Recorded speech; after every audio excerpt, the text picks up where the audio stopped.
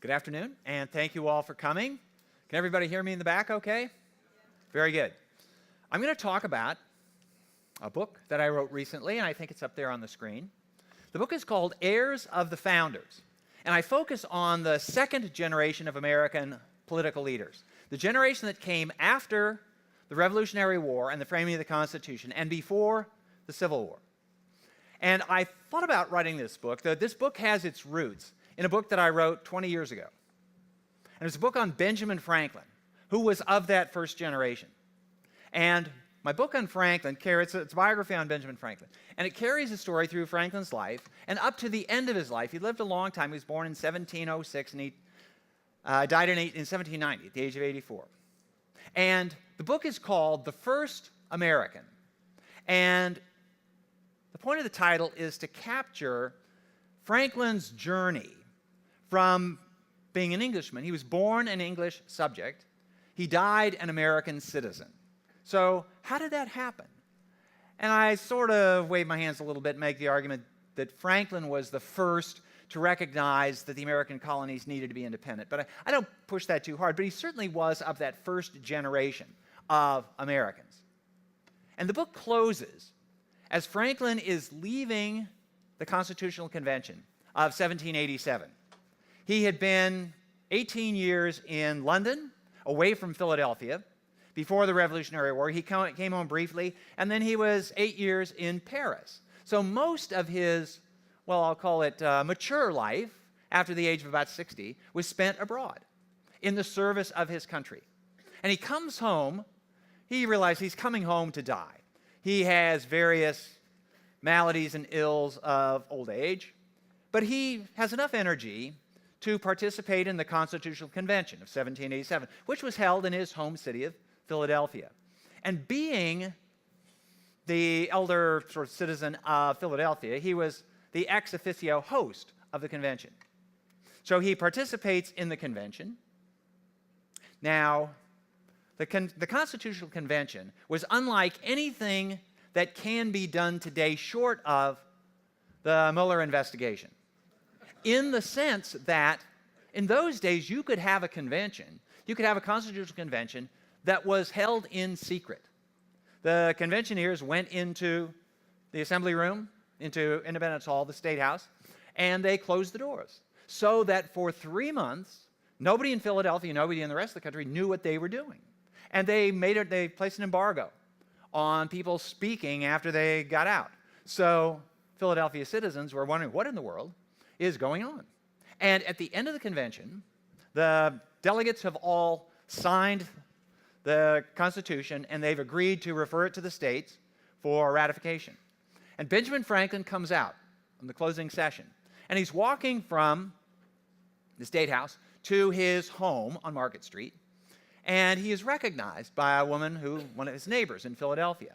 And she stopped him on the street and said, "Dr. Franklin, what have you given us in this secret convention of yours?"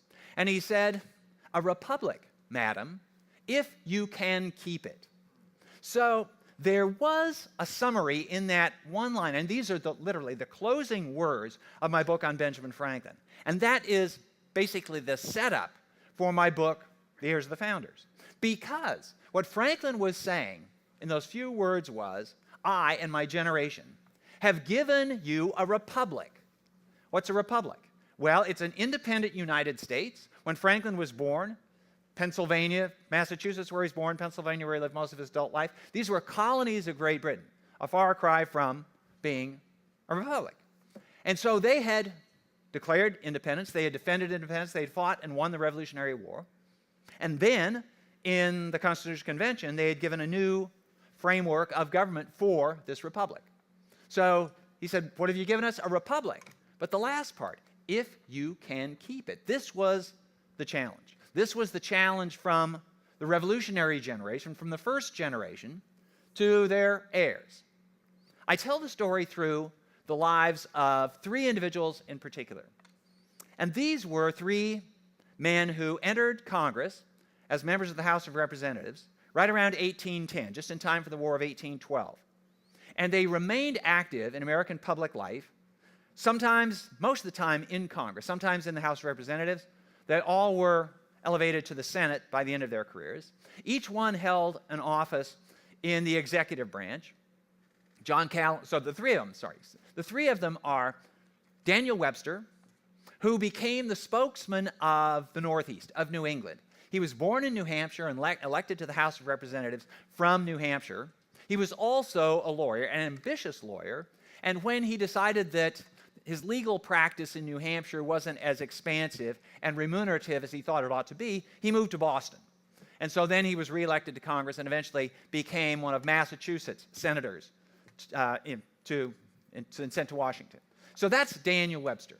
John C. Calhoun, was born in South Carolina, was educated in Connecticut. He went to Yale, but then he immediately returned to South Carolina and lived the rest of his life in South Carolina.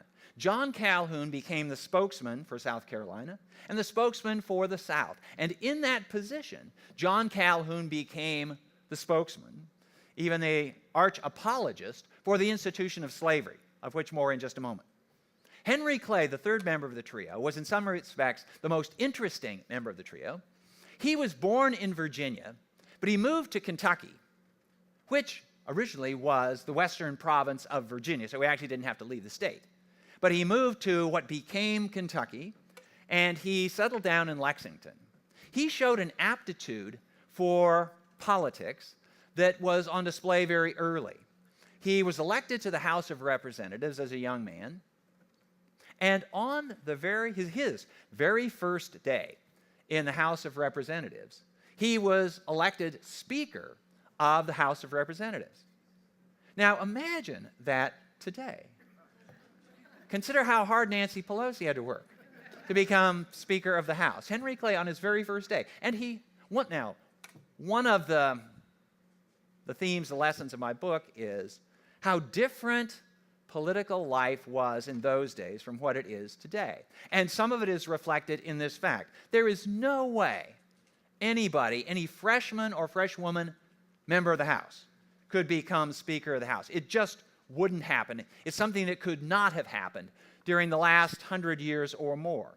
And why is this? Well, it's partly because our institutions of government have developed expectations, rules, and norms.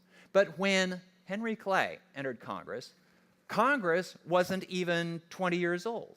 And so these norms had not yet solidified. Much of my story is how these norms, practices, expectations developed. Henry Clay essentially created the role, the office, the function of Speaker of the House. And he was brilliant at it. He could bring people together. He knew parliamentary procedure to fare thee well, and he could maneuver around opponents. He was also a brilliant speaker. Now, when I was writing about Henry Clay, I got conflicting reports on what did he look like. He was born in 1777, long before any kind of easily available photography. He lived until 1852, into the age of photography. So there are photographs of the elderly Henry Clay. But when he was young and in his prime, when he was at his charismatic best, what did he look like? There were people, of course, who painted portraits. And painted portraits, well, they're sort of the equivalent of airbrushed or photoshopped photographs, in that my rule of thumb is a painted portrait is you on your very best day plus 10%. So I could see these painted portraits of Henry Clay, but even then, I'm sure there was something missing. And I knew there was something missing because I would get conflicting reports from people who had met Henry Clay. And there were people who met Henry Clay and said that he was the homeliest man they had ever seen. And he looked like this down-at-the-heels Kentucky farmer. And he looked like he had not a thought in his head, nor any inspiration in his soul. And I would read those and say, okay. And then I would read other accounts that were just the opposite. That when Henry Clay spoke, it was as though an angel had tapped him on the forehead, and his spirit came out, and it caught up everyone in the room. Now, I thought about this, and you'll have your own opinions of this, but probably you know people who, if you just sort of see them sitting there, not doing anything, not aware that the world is looking at them, they don't look particularly noteworthy.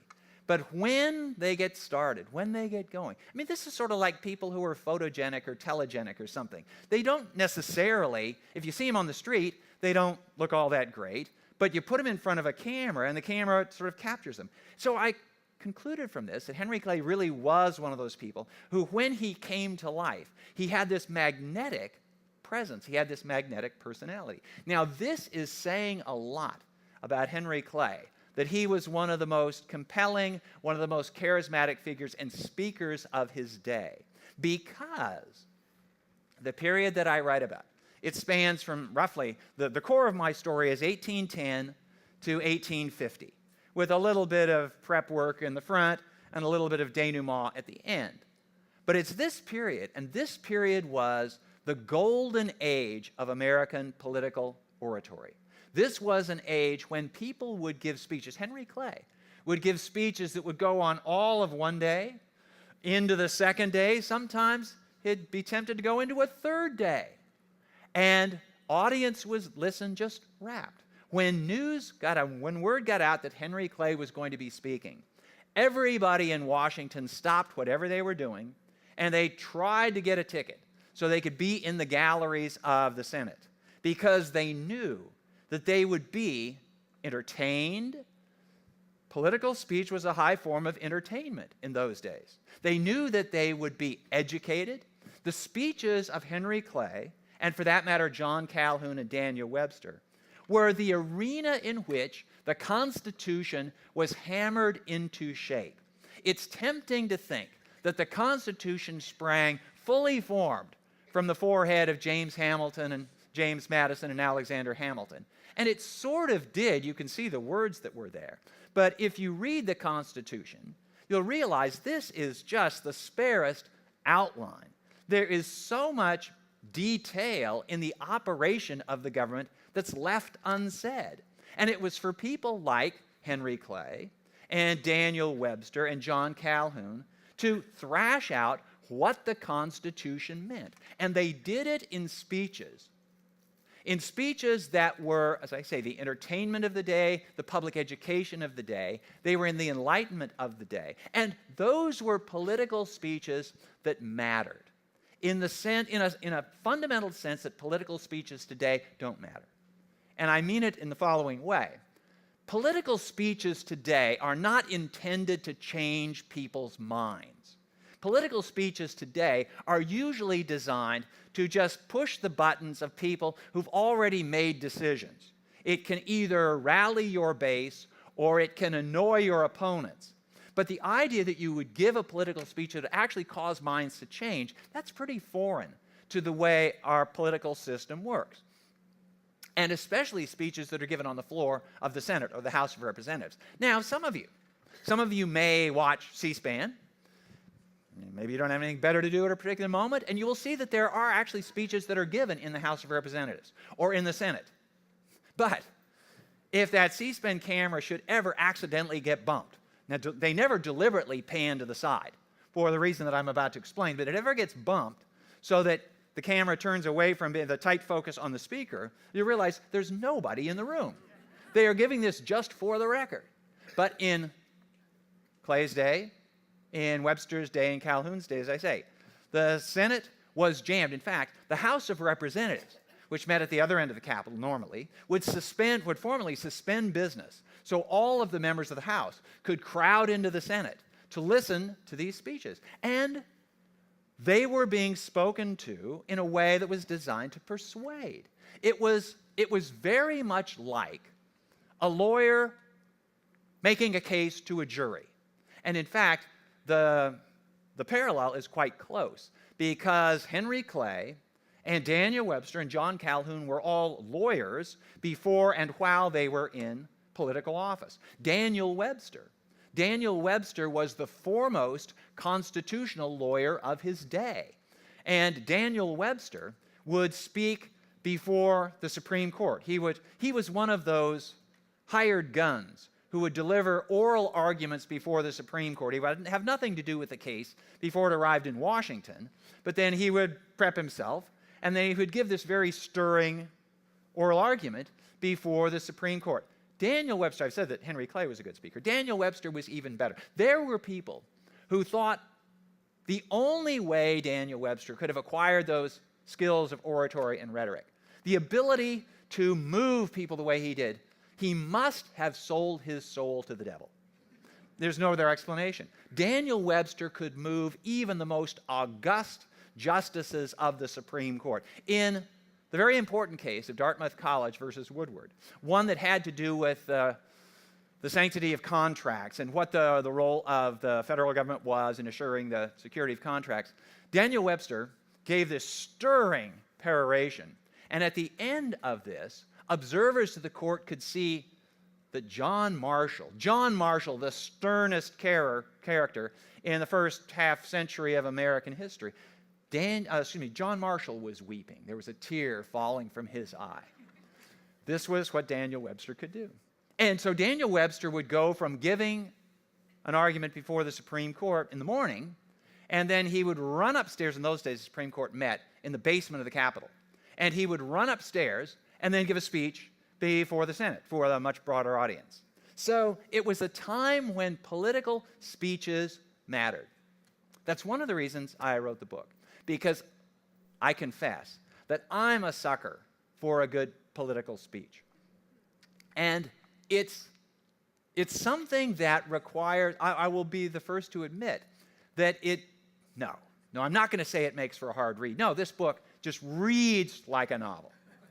But you do have to be paying attention if you're going to get the full worth of it. And I found myself quite struck by the elaborate and really high-level nature of the reasoning. So, there's one issue that came up in my book in the 1810s and 1820s. It was extremely controversial, and it was an issue that would vex American politics not till the 1930s. But it was an issue that just disappeared from politics, from American politics and American political debate after about 1940. And while I was writing about this issue, I thought, oh man, I don't know if I'm going to be able to make this interesting for modern readers. But it was really important at the time, and Henry Clay and Daniel Webster found themselves on opposite sides, so it really showed off their oratorical skills, and it also showed their ability to construe these arguments and to make these policy cases at a level of intellectual accomplishment that I'm going to say is beyond just about anybody in the American government today. Now, the issue, the one that I was worried was going to put my readers to sleep, was the tariff. Now, until 2017, until January 20th, 2017, the tariff was dead in American politics. It had been since World War II. It's now a live issue once again. And I do have to give thanks to President Trump for at least that, for making my people timely once again. So they debated issues like this. But there were two issues that consumed them more than any other. And these were issues that were implicit in Benjamin Franklin's challenge to this next generation. A republic if you can keep it. In time, there would develop what you could call sort of the hagiography of the U.S. Constitution. The idea that the Constitution is this perfect thing that was crafted by these 55 demagogues who met in Philadelphia, and boy, it's a good thing they did, and Providence must have been smiling on the United States of America that time because we never have been able to gather such geniuses in one place at a single time. If that's what you think, I'm about to disabuse you, because the Constitution was not that, nor did anybody who was involved in the Constitution think it was. In fact, the framers of the Constitution understood that on some absolutely critical issues, they had simply punted the ball down the field. Or if you want a different metaphor, they had kicked the can down the road. They had refused, declined. They had refused to grapple head-on with two issues that would vex the United States, well, in one case, from 1787 till 2019 and counting. Another issue which would vex the United States from 1787 to, well, 1865, and then for a long time after that. The two issues were, these are ones where Franklin, because when he said, if you can keep it, he knew that Henry Clay and Webster and Calhoun and those dead generations, you've got to deal with this. We couldn't solve this, not in our 3 months in Philadelphia. It's your turn. Because after all, we did a lot. We got independence for you. We got this government up and running. We didn't fix everything. We didn't finish everything. We didn't speak the final word. There's a lot of unfinished business from this Constitutional Convention. The two issues, number one, was what exactly is the nature of the relationship between the federal government and the states? Now, those people who have, over time, fallen in love with the Constitution, they point out that the Constitution has this very delicately balanced relationship between the states and the federal government. Isn't this a wonderful way of doing things? No, no, no. It's a terrible way of doing things. And here, I'll let you decide for yourself if it's a terrible way of doing things. So, there are two principal charters of America's early years. The two manifestos, the two documents that launch this republic and our government. And those two documents, those two manifestos are, number one, the Declaration of Independence, and number two, the Constitution.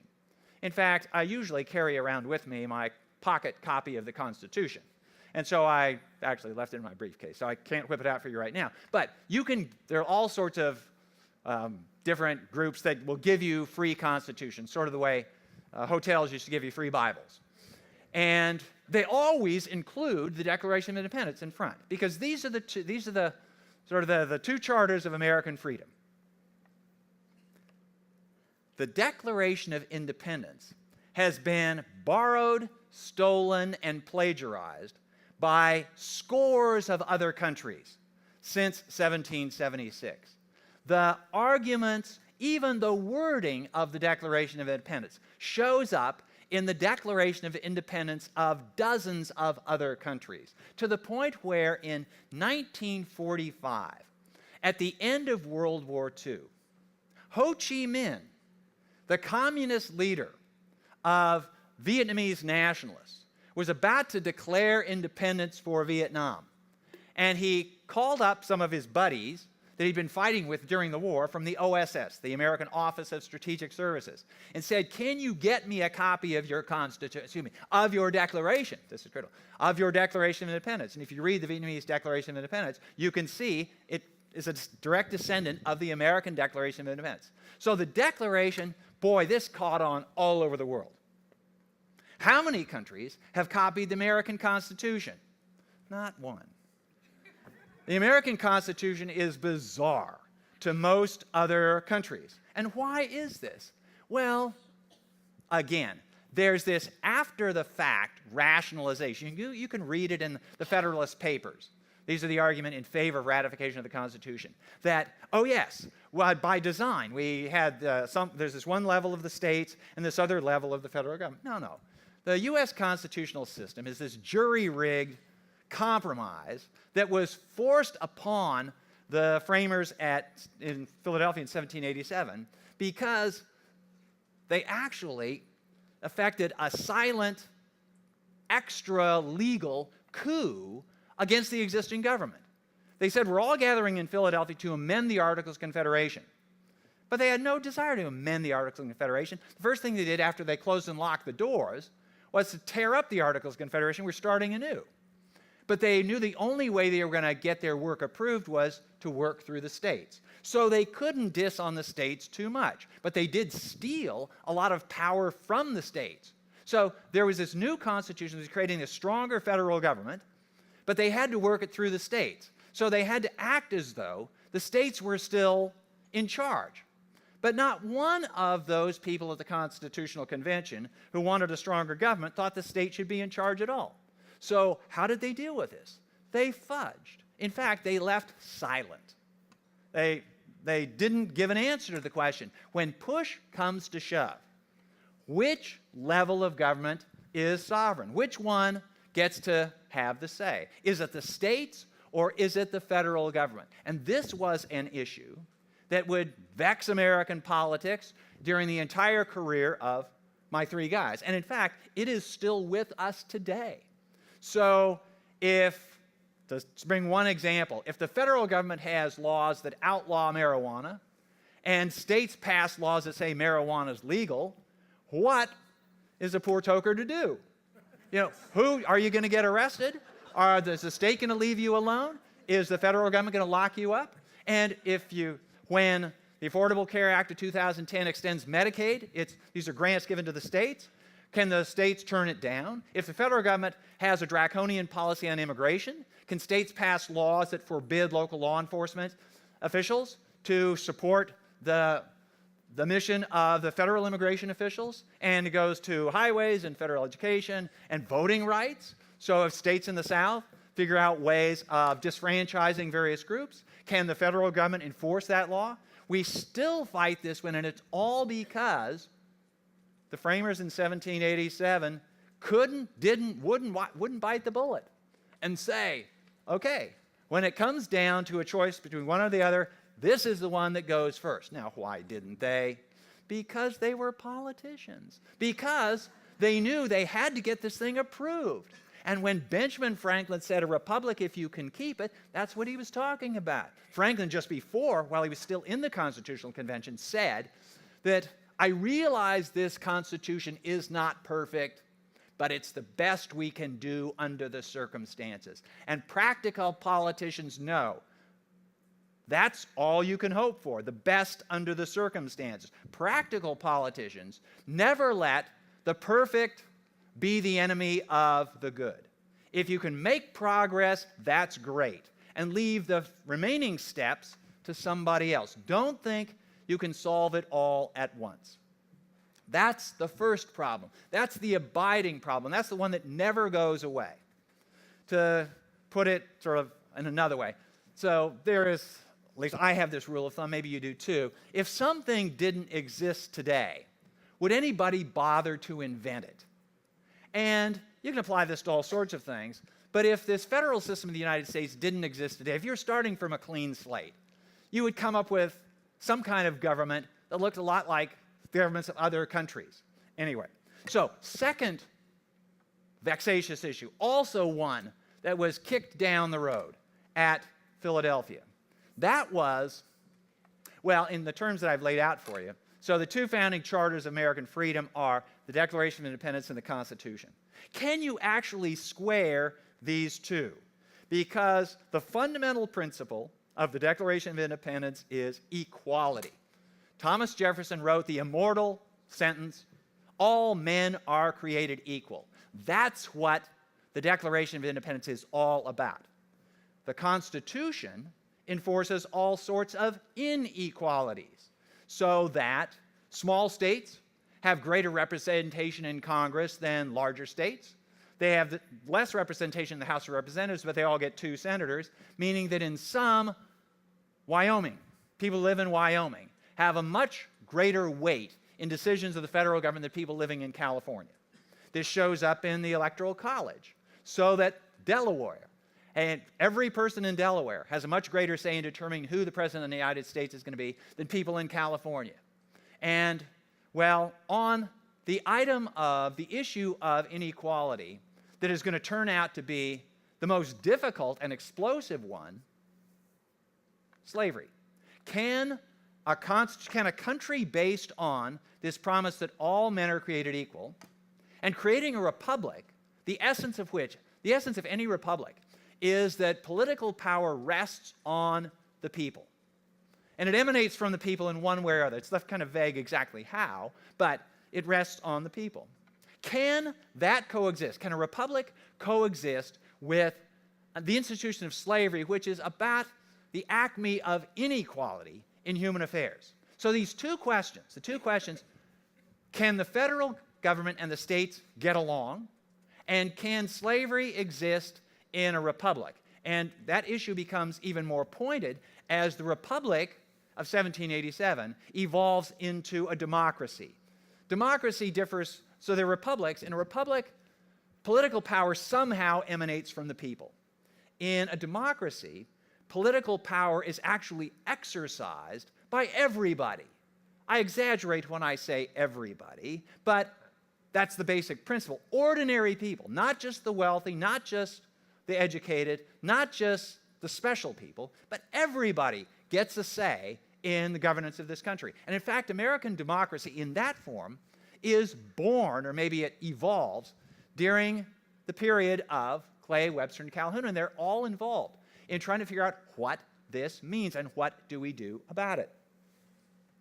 The issues, these two issues, they come up in various forms during the careers of my three guys.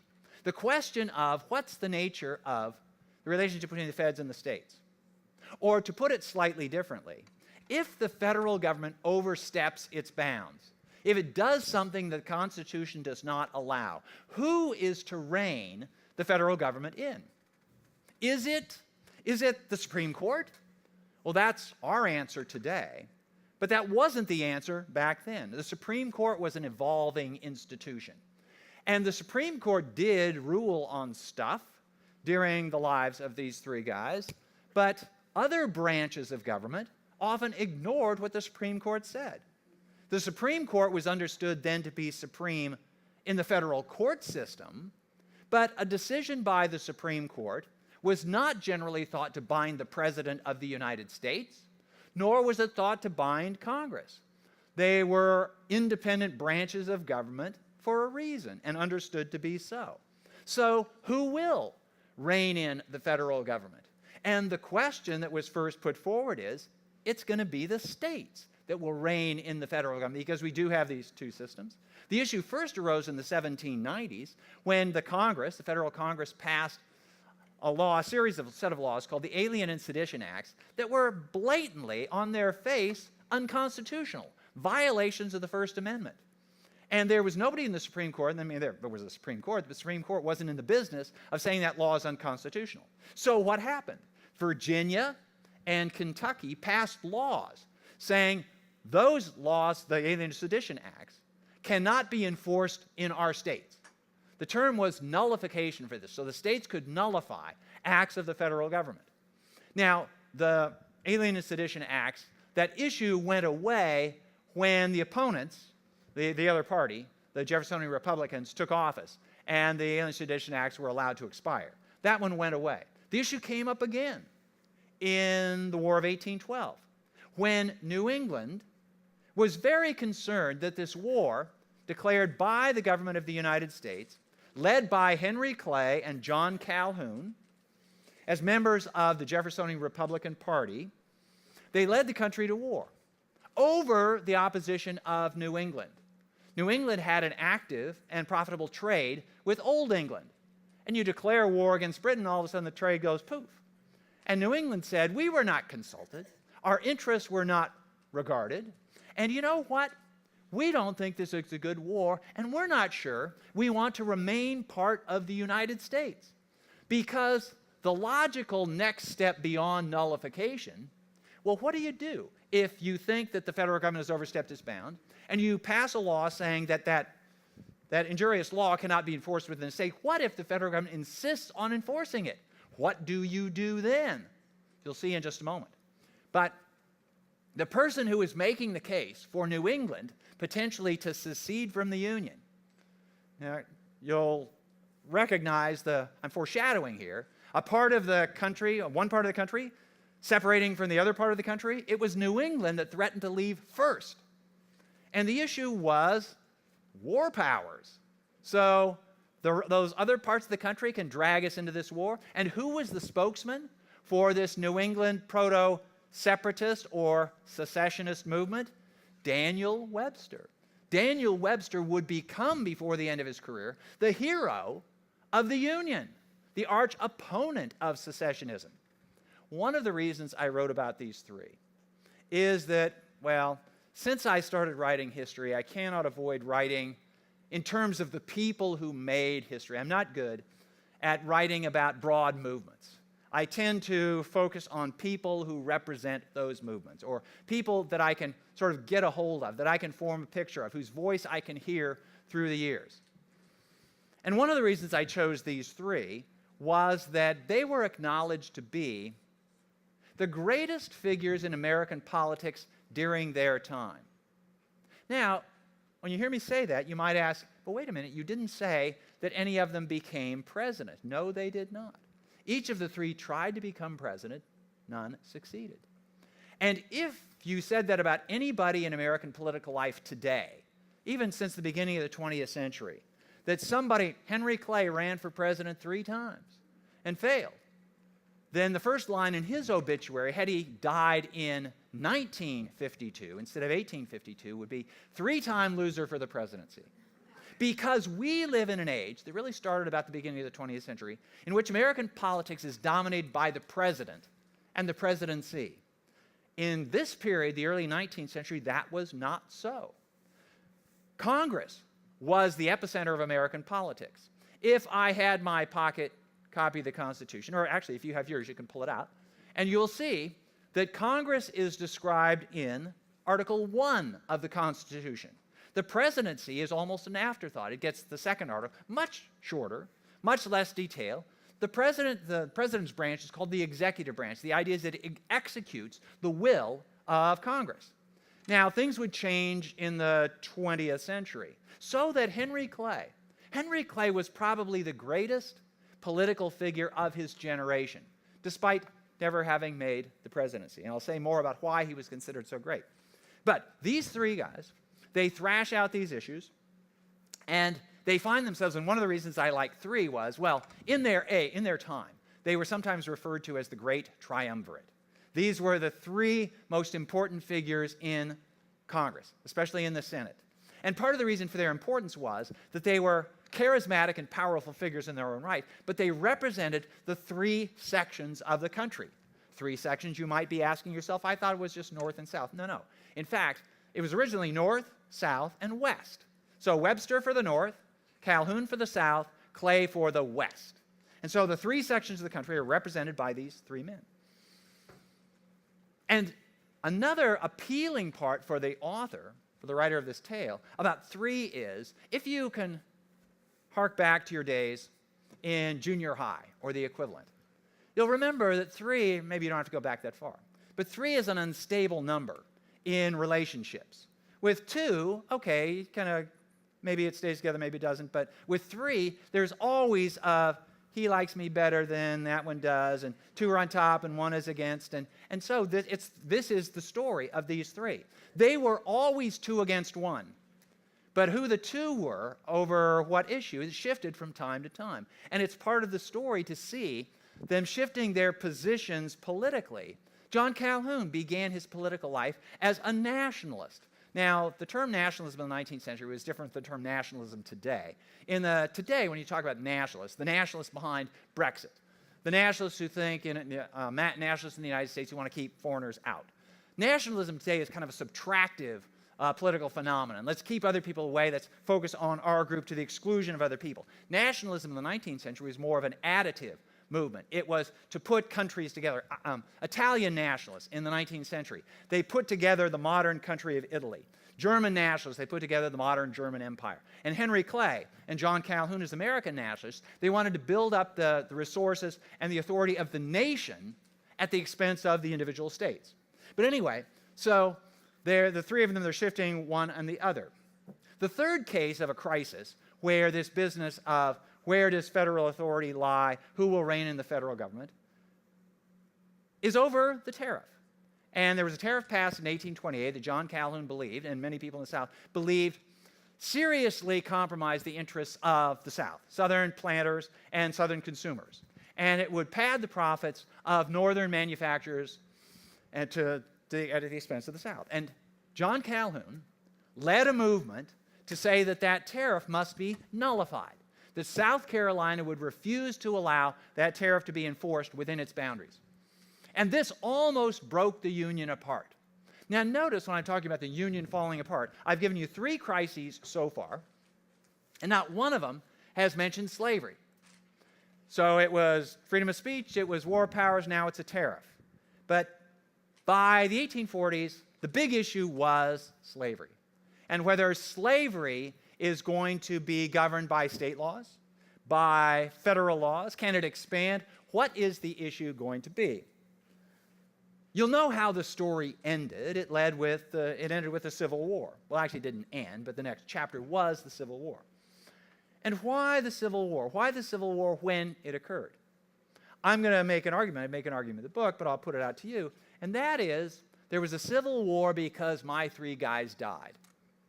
And that sounds a little bit blunt, and maybe it's sort of an over-approximation. But I'm going to make this argument that Henry Clay, Daniel Webster, and John Calhoun lived in an age when political compromise was seen as honorable and constructive.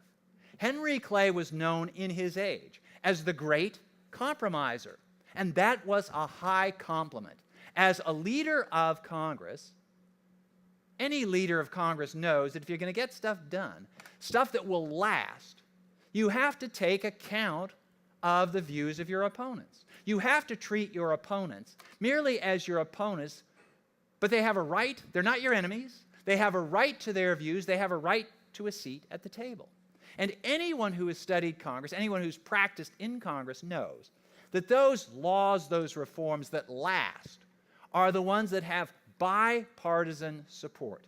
You can ram through a bill, and if it goes through on a straight party line vote, you simply invite the other side to attack it, to sabotage it from the start, and to repeal it as soon as they get in.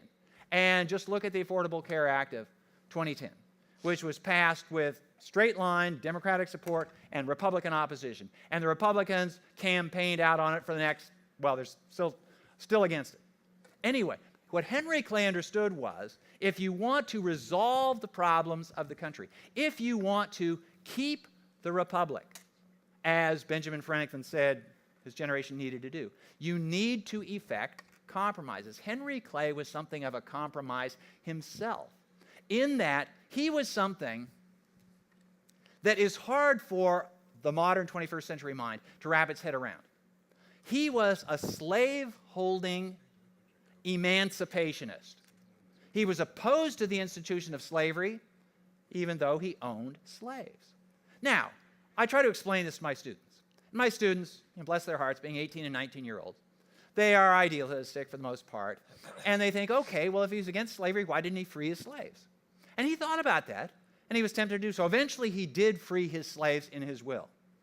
But the main reason he did not was that he knew that if Henry Clay, a senator from Kentucky, freed his slaves and spoke out against slavery, he would immediately be seen as part of that enemy class. He would be lumped with the abolitionists. And if you were a slaveholder anywhere in the South after about 1830, and you were characterized as, and you could characterize somebody else as an abolitionist, then that was like calling somebody a communist in the 1950s in the United States. And as soon as you can label them a communist, you don't have to listen to them. You don't have to pay any attention to them. So if Henry Clay freed his slaves, he'd be just another abolitionist, and no one would have to pay attention. Or, to use a principle in law, if you are arguing against your own interest, then that has greater credibility than if you're arguing in your self-interest. So Henry Clay was arguing for a position that would deprive him of his own property and slaves.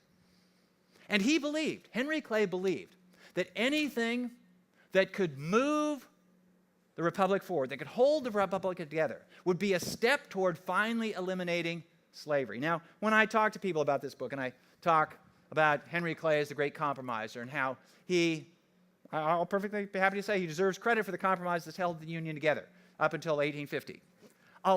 Very often the reaction is, but wait a minute, it was a compromise with slavery. And so we can't give anybody credit for that because slavery was evil. Well, maybe, except that Henry Clay understood.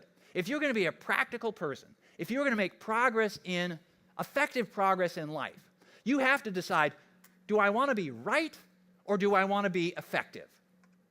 And he understood that maybe the abolitionists were right in the moral sense, but no abolitionists ever freed, I'm not going to say no abolitionists ever freed any slaves, but abolitionists did not free slaves in the United States.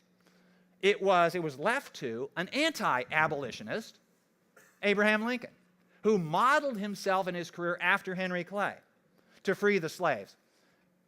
Abraham Lincoln was not an abolitionist. He did not believe that he or the federal government had the authority to free the slaves until the middle of the Civil War, when he had to do it as a war act, part of the war effort. And so what Henry Clay believed, and I'll leave you with this thought, I'm running out of time. Henry Clay believed that if the Union could hold together, the South and its economy would outgrow slavery the way the North and its economy had outgrown slavery. For Henry Clay, the ultimate goal was to keep that republic that Benjamin Franklin had given Clay and his generation. He believed that the South would eventually free slavery on its own, free the slaves on its own, with much better results than if emancipation was forced on the South by the North. I've run out of time. I have to stop. If there are still questions, I'd be happy to try to answer them, but I would just say everything I might say is said much better in the book. So you really need to get a copy. Thank you very much.